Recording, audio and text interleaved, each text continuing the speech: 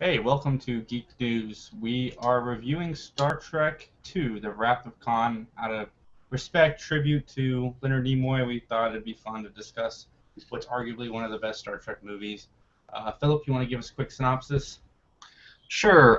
This one basically begins with Captain Spock having a trainee crew on basically in Starfleet, and Captain Kirk happens to be going through a initial inspection. While this is going on, you have another ship called the USS Reliant that is actually searching for a lifeless planet for Project Genesis, which is in the movie a project that can actually create life from essentially nothing. Essentially, we're not going to go into the science of it. They explain it if you really want to know. And then after that, what happens is they end up discovering Khan on what they think is a lifeless planet. This movie isn't so much the secret that Star Trek II tried to be, the more recent one, Into Darkness specifically. And then, so what happens is during that time they capture them, they go towards Regula 1, which is where they're holding Project Genesis to take it over.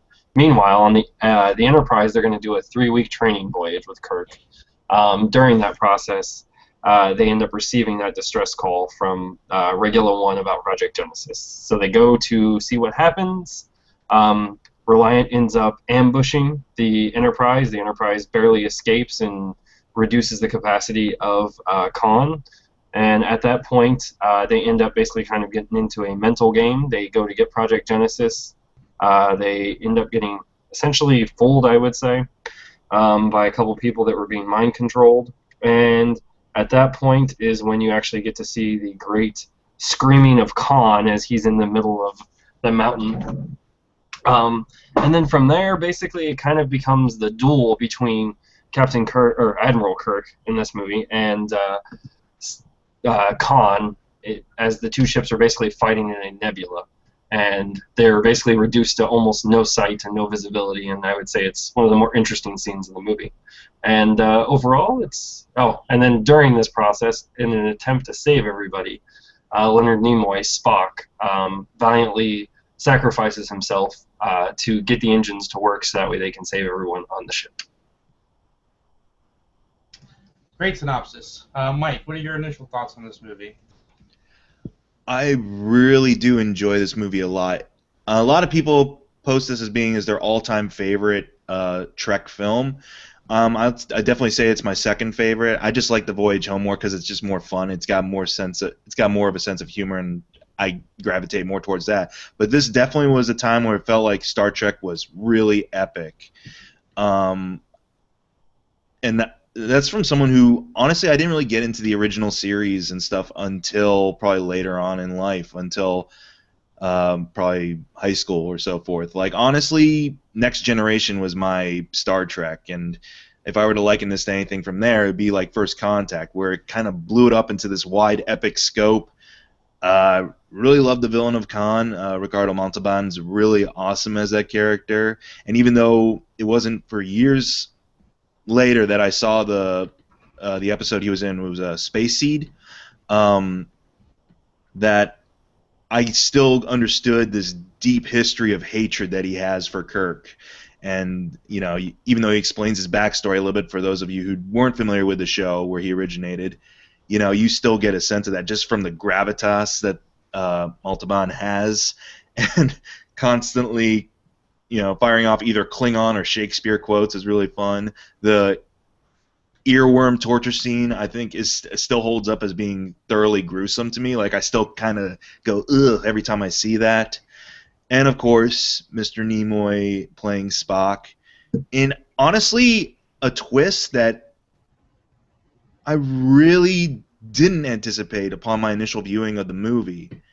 I mean, there's plenty of foreshadowing about needs of many outweighing needs of the few and so forth, and the fact that, like, these guys are saying, well, we can't always be the young ones doing this forever and so forth. But yeah, that initially threw me for a loop, and even though it wasn't kind of bringing me to tears and stuff, there was definitely an emotional resonance with that character passing on and so forth. I'm sure many people are revisiting it this weekend or this past week, and as the man himself, passed on. But overall, a very fun movie. They're very thoroughly enjoyable. Yeah, I agree. Actually watched Space Seed before I watched Wrath of Khan, just to get the whole story, I guess. But yeah, to do a sequel essentially to an episode of a television series was something that wasn't really done then, and the performances were so good. And knowing, Kirk's intentions of putting Khan on that planet were not to strand him. It was, there was legitimate reasons, but nature and things caused things to happen with the planet that pretty much marooned them there, and it sucks. I really like the movie. The end is it's pretty epic. It kind of takes away from it knowing that he comes back in the next movie, but at the time Nimoy was done. He was killing Spock, and then he was moving on with his career and his life. They offered him the directing role of 3. It's the reason he came back. That's the only reason he came back, was to direct it. And then that's when he started to embrace the character of Spock, was the more he played him in the movies. And then by the time he did his guest spot on Next Generation, he released a book, I Am Spock. And yeah, so it is. I'm with Mike. My favorite of the original Star Trek movies is 4. It's fun, and I like fun movies, but the dark and the impact of the end, and just the whole movie is really good. The suspense is good, and I watched it after watching 1 yesterday, so it didn't seem slow to me. I know Philip has a few things to say, so Philip. So this is actually my favorite movie of the original movies. I love 4. 4 is definitely a very close number 2 for me. What I love about this one is the fight, even though it's not physical, between Khan and Kirk, because it's so psychological and it's just so well done. And it's one of the few times I would definitely say William Shatner just gets across that anger and frustration that you would feel in fighting this guy that's just constantly at you every moment.